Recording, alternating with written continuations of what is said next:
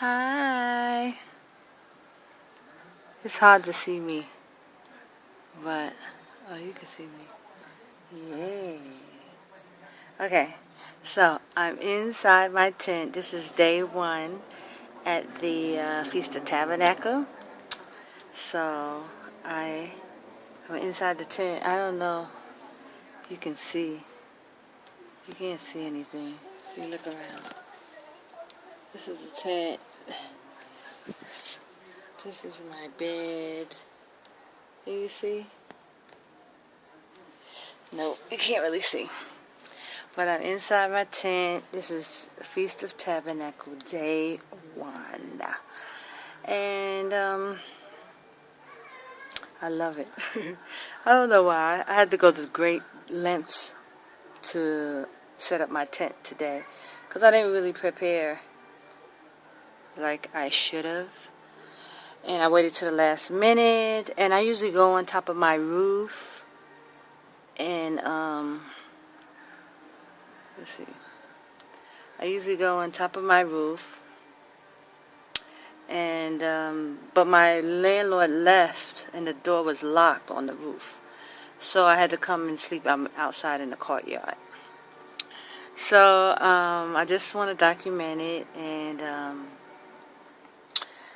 I just was thinking for the last couple of days about how important. I was thinking about our forefathers, and I was thinking about Cain and Abel.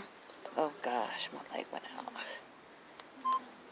I was thinking about Cain and Abel, and how Abel gave the kind of sacrifice that the Most High required, and how Cain didn't.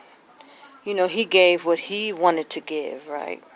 And it just made me think how important it is, like when we do our sacrificing, even though we're not under the law where we're practicing, but we still, are to keep the commandments. So it just made me think of how, we want all the blessings, and we want, the Most High to love us and take care of us, like he did our forefathers, the ones who were in favor, but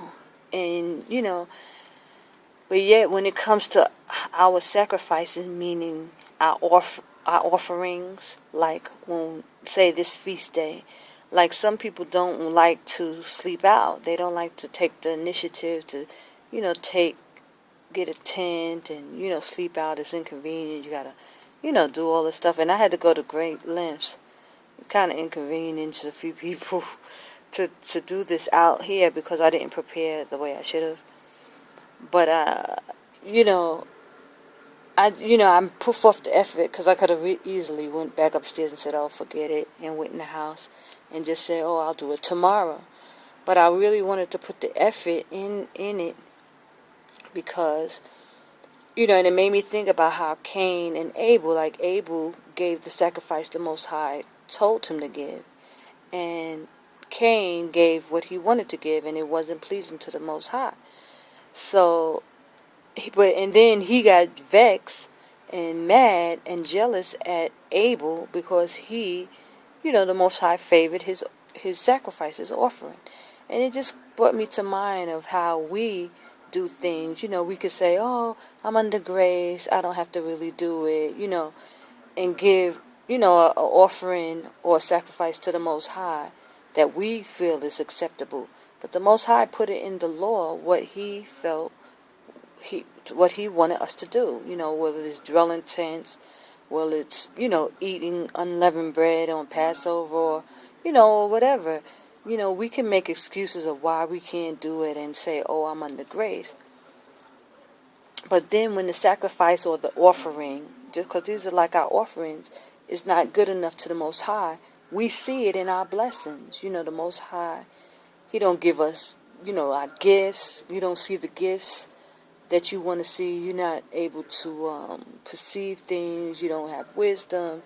You don't get understanding from the scriptures. You can't see prophecies, or, the different things, gifts that the Most High said we would have, the fruits of the Spirit.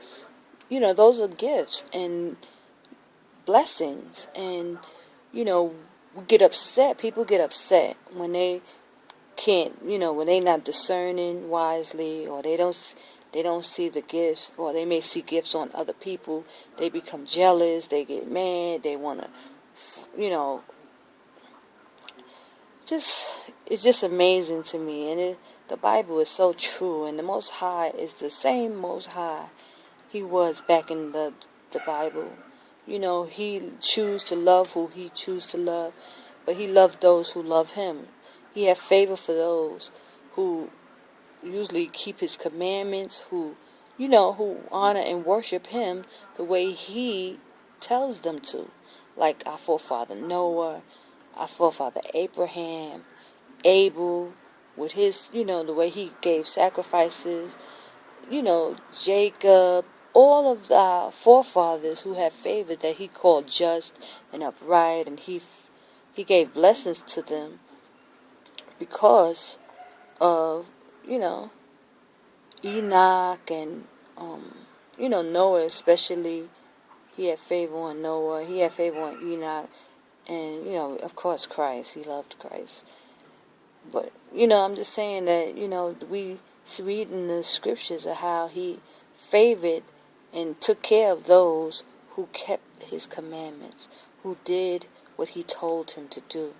So I just really wanted to say this to you all, about keeping the sacrifices and the offerings in our feast days and holy days according to the Bible, because with that the blessings come, and the more you give to the Most High, the more He gives to you, and it's twofold. So you can't get upset, or when you don't see things in your life, so you may see it on another person, and all of a sudden you don't like this person. You just because you see the gifts, or you're not discerning, or you can't do this, or you can't do this. You have to look at yourself and how are you offering, what you're offering to the Most High. What are you giving to the Most High? Are you sacrificing the way He asks you to?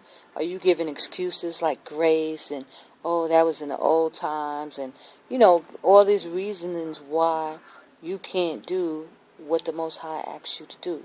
Even when it comes to leaving America, excuses of why you can't leave America, why you haven't left yet. If you've been in this truth for a year or two and you still haven't left, or making preparations to leave, it says a lot.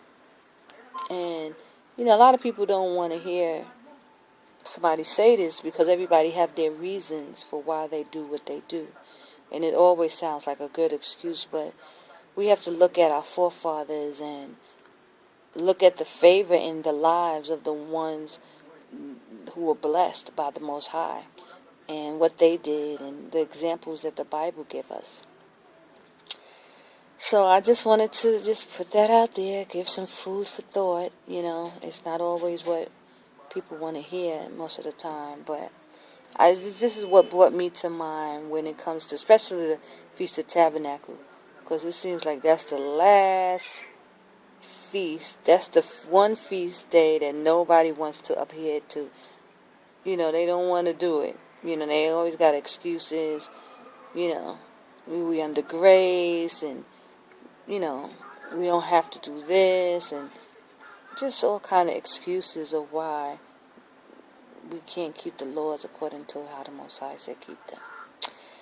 So I just want to say bless you for all those who are sleeping out. Have an awesome, blessed evening, because the Most High sanctified these days. And I think there's something spiritually attached to when you sleep out in the open air, when you actually sleep out. I believe that the Most High put a blessing on the evenings of this Feast of Tabernacle. And I just feel like, He opened up my understanding once I started doing it even more. The more I can see, the more I can hear from Him. And I just wanted to give that to other brothers and sisters and encourage you to keep the holy days as He tells us to keep. Don't make excuses. Because when you're in the wilderness, you won't be able to do it. And I know eventually those who will come out will be in the wilderness doing it. But a lot of people, even though they were in the wilderness, they didn't make it through. They didn't make it. You know, we still going to be tried and tested even in the wilderness. So it depends on where you are in the spirit. Like, if you're not obedient now to the keeping the laws, you know, when you know the laws, you say, oh, okay, I'll wait till I'm in the wilderness. Oh, I'll wait till this. I don't think that's the right spirit to be in, you know, because then you'll have an excuse when you're in the wilderness why you can't do this and why you can't do that. And you don't want to be the one eating the swine flesh behind the tree, you know, because it's all spiritual. It starts with your obedience from the beginning.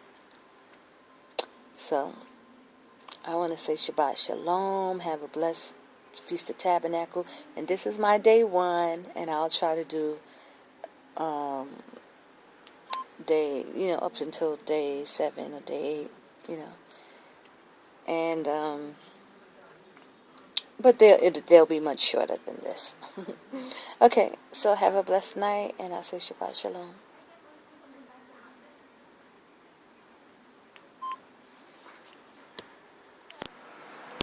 Okay, guys, here's my tent. I'm outside, and I'm on the roof of my building, so it's not really comfortable. But it's small, but I got my tent up, and it's the Feast of Tabernacles. I had to put a little rug down. But this is it. I'm going to keep the holy days, Feast of Tabernacles. For all of you guys who are out in the tents, bless you. And for all of you who couldn't do it this year, I pray for you that you can do it and get out there next year, because I definitely believe there's spiritual blessings attached when we keep the holy days, when we sleep out among the stars. The Most High sanctify His days.